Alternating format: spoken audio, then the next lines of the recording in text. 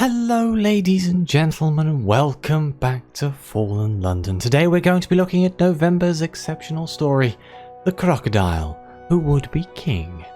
As always, at the start of a new exceptional story, I will encourage you to play this for yourself. Spoilers are ahead. Go and support Failbetter, become an exceptional friend, get access to these wonderful stories every month, and expanded actions and expanded opportunity deck. But without further ado, let's jump into the story. One morning, while out on an early stroll, something catches your eye in the stolen river. Other people pause to watch as well. "Is that a log?" asks a squinting woman. "Never seen a log with so many teeth," replies a sailor. "Lucky for you," says a gardener from the palace. "It appears to be dragging someone into a sewer pipe," observes a gentleman with spectacles. "Also not uncommon at the palace," mumbles the gardener. Two options: we can continue to study the scene. Perhaps the fog will lift and you'll be able to see more clearly. Or we can leap into the water to attempt a rescue. Someone being dragged into a sewer pipe. This calls for heroics. We're going to be a hero. Let's go. Despite the accumulated sewage, not to mention its ripe aroma, you paddle valiantly ahead. Before you can reach the pipe, however, the creature has already slipped inside, along with whatever body it was carrying. Now you're certain it was a creature, something with claws, scales, and plentiful teeth indeed. Around the pipe's mouth, loose sequins cling to scum on the water. What's this? A few luridly dried feathers, which might have been torn from a costume. One can understand why you might want to tear off your own fetid clothes when you leave this filthy river. Didn't think of that, but we did get 3 royal blue feathers. Apparently we can have a word with Mr. Inch. "Oh, you saw something in the river," says Mr. Inch. He is an expert at hunting dangerous beasts, keeps his own menagerie, and supplies the labyrinth of tigers with choice specimens. He is also currently buttonholing you. Why don't we go have a drink? And you can tell me about this log you've encountered. I want to know everything. Okay, so we can discuss the subject over drinks. A couple of interesting things here. You unlocked this with the crocodile who would be king, so the exceptional story. A fearsome duelist. And we unlocked it by not having a procurer of savage beasts. This is going to be interesting, I can feel it. He is willing to pay, which says more than words ever could about his interest. Mr. Inch prefers stronger spirits. Throughout the conversation, as you describe what you witnessed, it is necessary to regularly subdue the absinthe on the table. "Keeps you on your toes," says Mr. Inch. "Anyone who fought with the black ribbon should appreciate that.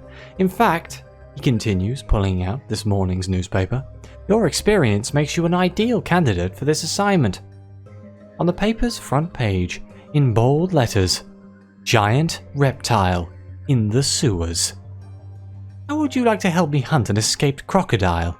asks Mr. Inch. Well, crocodiles in the sewers? How bad can it go?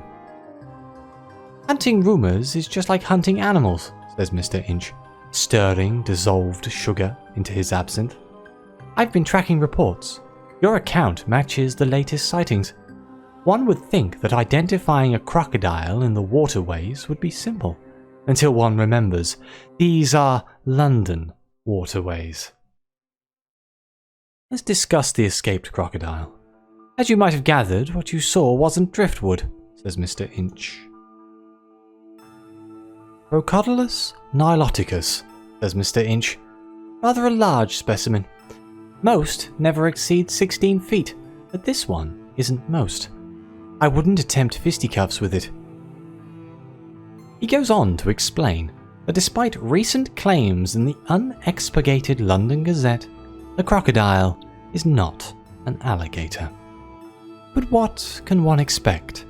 Scientific literacy? In that publication, it would be easier to locate a chameleon in a wallpaper factory, to which he can attest. Lady M lost hers the other week. Of course, the Gazette called it an iguana, and they also misrepresented which wallpaper she brought. Considering her selection, that may have been a mercy. Okay, well, let's discuss how it managed to escape, or more importantly, where did it escape from? He frowns when you ask him for details about the matter. Suffice it to say that until recently, escape was quite impossible. But allow me to assure you that the labyrinth of tigers bears no fault in this affair. The animal belongs to an entirely different, entirely private collection. I happen to know the owner. My expertise has, therefore, been requested. We're offering a bounty to retrieve the beast. Further questions regarding the owner's identity are met with further frowns. My client is discreet, says Mr. Inch. The less publicity, the better. Seems fair. Well, let's discuss the human body in the river. Alas, says Mr. Inch, larger animals tend to have larger appetites. How many cats have stopped caterwauling? How many urchins have recently disappeared? How would anyone know? Such things aren't reported by the press, and Concord Square takes even less interest. Mr. Inch leans forward in his chair. However, he tells you, I can hazard a guess about this latest victim. Monsieur Pleat's assistant missed the last show at Mahogany Hall. That made it into the papers. They almost cancelled Saturday's performance. And what do you imagine? Just a stone's throw from the theatre. Someone saw under the docks. Here's a hint. Not an alligator. Okay. Let's agree to help track down this crocodile. It would benefit public safety and not, incidentally, make some waves. With all the facts under review, including what you've related today, I believe we can pinpoint the creature's whereabouts. The sewers below Spite. There's a loose grate we can access. Wear golashes. Hold your nose. Mr. Inch cracks open an unruly bottle with his sword cane and pours more absinthe into 2 glasses. He raises his own for a toast, then gulps it down before it can object. It would be a pity if you had to kill the beast, says Mr. Inch, wiping his lips. But it might kill you if you take it alive. Hunting is a thrilling pastime, isn't it? Not really, no. We did increase our making waves though, which is always good. So we can enter the sewers below Spite. According to Mr. Inch, this is where you'll find the crocodile. He has helpfully provided you with an address to enter the sewer system. Less helpfully, the address is a loose grate in a stinking alleyway between the butcher's shop and a fishmonger. It's apparent why Mr. Inch might have declined to pursue this quarry himself. Oh gods. Let's crawl through the grate. Even before you enter, there is more than adequate cause to hold your nose. Hopefully, these bones heaped just inside the grate are from the butcher or the fishmonger. How much did Mr. Inch say this bounty was worth again? It had better be enough to buy more shoes. Any pair you're wearing now will carry an odour till the 6th city falls. Gained 1 unidentified thigh bone. Tunnels twist and tangle around you. It's almost as if these sewers were never designed for people to simply stroll through at their leisure. You are exploring a labyrinth beneath London. Although you might sometimes get turned around, you can navigate freely. Most branches cost 0 actions. Paths will remain open at all times, so you can always find your way back and will never be stuck anywhere. We can crawl back outside through the grate. That's not going to happen. You can still smell the fishmonger from here, unless that's the butcher.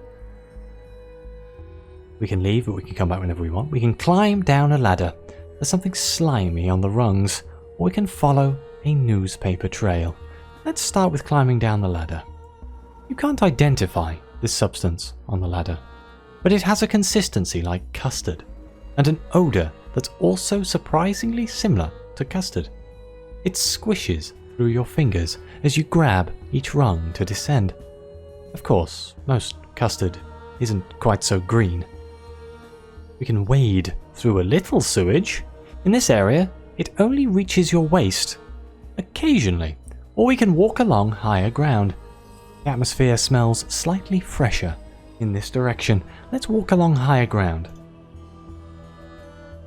Can you smell horse manure? Burning charcoal? Industrial waste from the city's innumerable factories?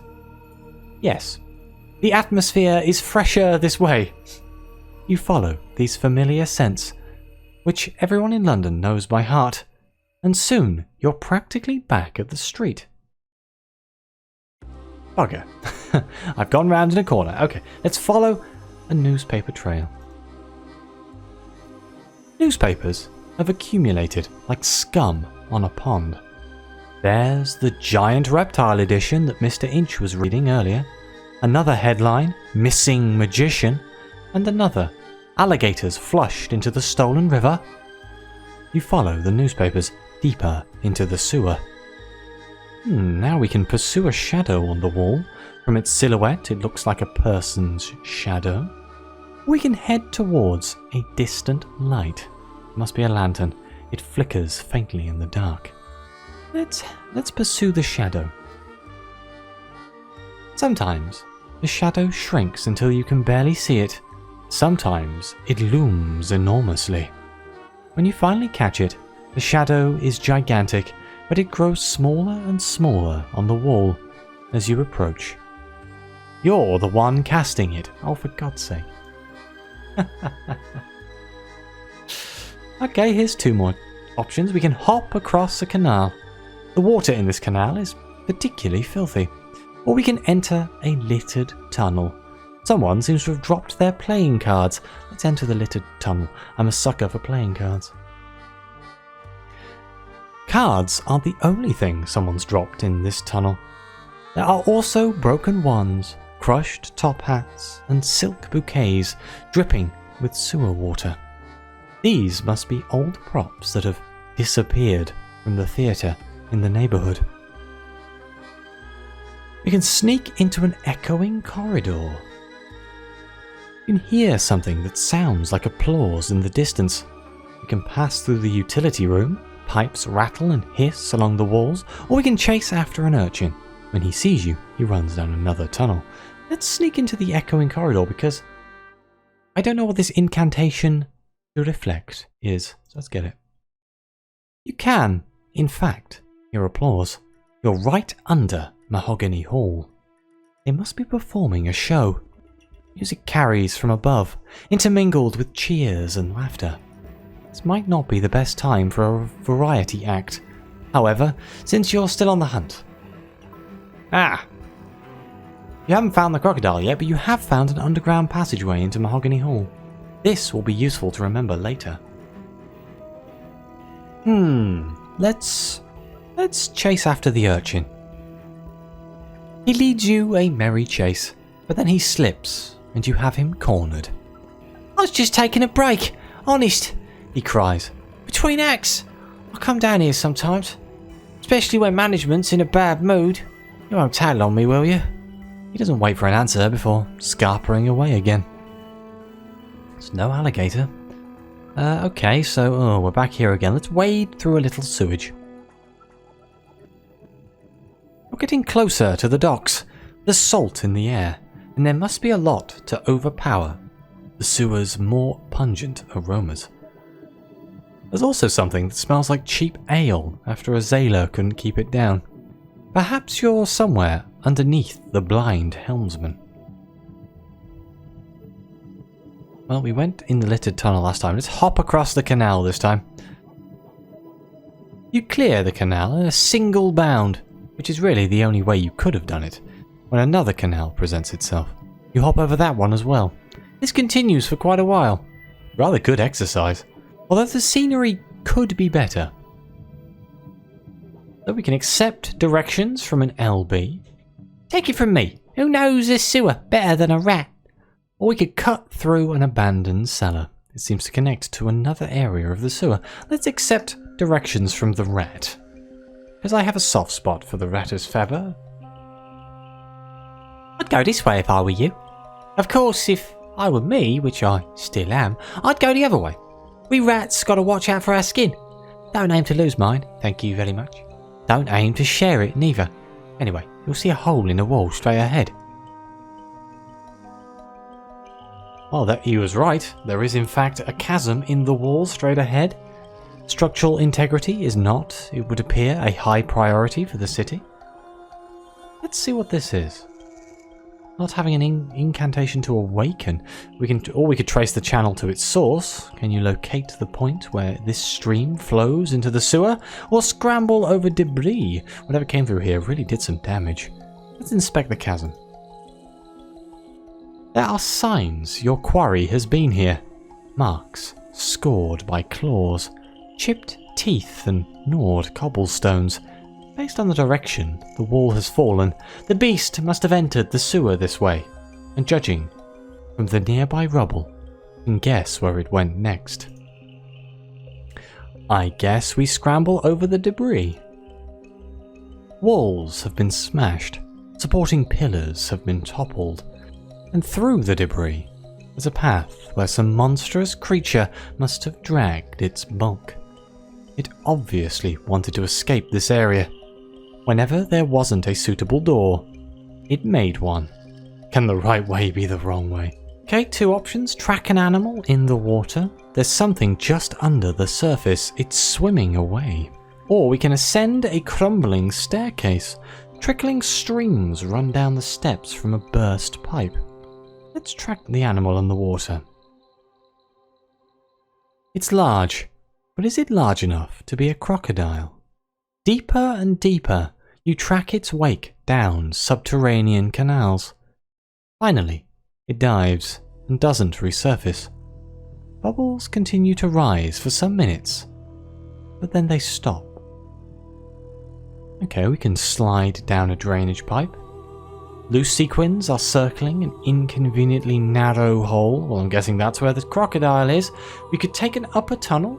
Old theatre bills are plastered across the brick walls. Or we could circle around a cesspit. It wouldn't be very sanitary to fall into this pool. No, let's slide down the drainage pipe. Like, part of me wants to go around here, see where these go. But I'm worried I won't be able to find my way back to this area. Let's slide down the drainage pipe. When you hunch your shoulders together and wriggle like a worm, you barely fit through the pipe. But this sludge clinging to the interior helps. On numerous occasions, when you might have got stuck in a bend, you glide onward, sliding faster and faster. And then, without ceremony, the pipe dumps you into a pool. It's a very deep pool. Sequins swirl around you, along with less aesthetic flotsam and jetsam. Something submerged also bumps against your leg. 16, 18, 20 feet. You cannot guess the size. Swimming just under the water's surface. Maybe this was a terrible idea. Maybe we're about to go meet the boatman. Sequined scraps cling to the creature's jaws. From this distance, you can truly appreciate those jaws. They open even wider, permitting you a view more typically reserved for morsels at mealtimes. In fact, you can still spot some morsels stuck between its teeth. In a few more seconds, you might be stuck too. Okay, so we have a few options. We can swim away before it's too late. We can diffuse the situation with wit and charm. Okay, or we can attempt fisticuffs with the beast. 12% chance to have fisticuffs here. Or we could deploy a harpoon if we had one, but we don't have one. I want to diffuse a situation with wit and charm because it makes me smile. Is the beast smiling? It seems to enjoy your repartee. It's closer now. Much closer, as though it were a guest at a crowded party leaning forward to listen, or leaning forward to reach an hors d'oeuvre on a tray. Before you can figure out which, someone else seizes you under the arms and hauls you from the water. You sprawl on the ground, spluttering as the crocodile sinks back into the sewers. If you wanted to get eaten, I apologize. Sequins sparkle on your saviour's coat, but I can't recommend it. You would have ruined the poor animal's diet. In this deep chamber, the water lies silent and still as a mirror. Pull a tank's chain in a lavatory. Flush what's unwanted. Forget you've done it. But these sewers still remember. Aisles rise, accumulated from old bricks, debris over which you can carefully walk. Upon one aisle in a pool, the sequined illusionist is juggling broken bottles. Okay, so we got saved by the sequined illusionist. Fancy meeting a lady like you in a waste management system like this. Let's speak to them. Close call back there, wasn't it? Asks the sequined illusionist. Not for you, for the crocodile. It wasn't going to actually hurt anyone. Not too badly anyway, since it already finished breakfast. Now it's swimming in the deep tunnels. I wouldn't expect it to return for quite a while. It's being hunted, but I suppose you know that. Monsieur Pleat's missing assistant is still dressed for the theatre, although that jacket looks a bit bedraggled, and that feather boa could be mistaken for a drowned pigeon. But when one has been dragged through the sewers and had wardrobe alterations performed by a giant reptile's jaws, then one should expect to employ a tailor, a surgeon, or both for repairs. So we can request some explanations. What relationship exactly does this illusionist have with the crocodile? Oh, explanations, says the sequined illusionist, still juggling bottles. We don't give those at Mahogany Hall. People ask for them, but people don't know what they want. This crocodile, however, might surprise you. It surprised me. I don't simply mean when it pulled me into the sewer. Wait. The illusionist catches the bottle, turns towards you, and stares intently. You didn't think I needed rescuing, did you? You've never heard a laugh quite like this one that escapes the illusionist's lips. Perhaps I do owe you an explanation. How well do you know Monsieur Pleat? I do not know Monsieur Pleat, I don't think. Well, we can discuss Monsieur Pleat. Mahogany Hall's famed hypnotist performs every Saturday night. Monsieur Pleat has certain arrangements. I have arrangements with him, but he isn't sympathetic.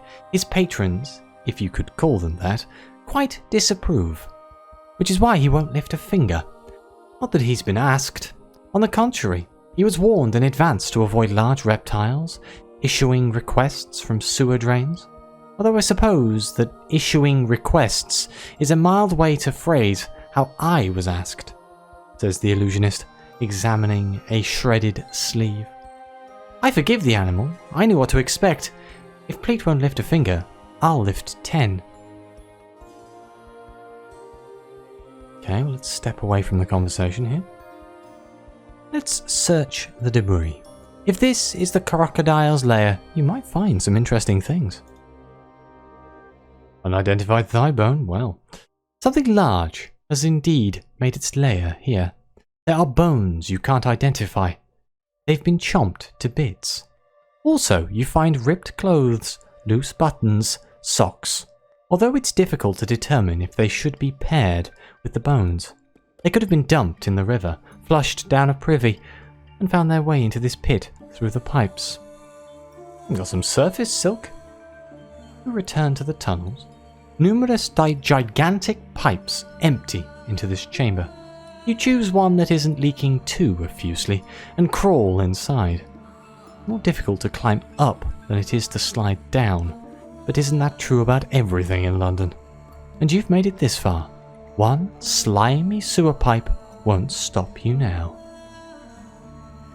Well, this seems like a good place for me to end the first episode of this exceptional story. I will thank you all very much for being here. Please like, subscribe. Let me know what you think. Your comments are greatly appreciated. I feel the next episode is going to be me exploring the sewers as best I can and finding out why this crocodile didn't eat me. But thank you very much for watching, and as always, I'll see you next time.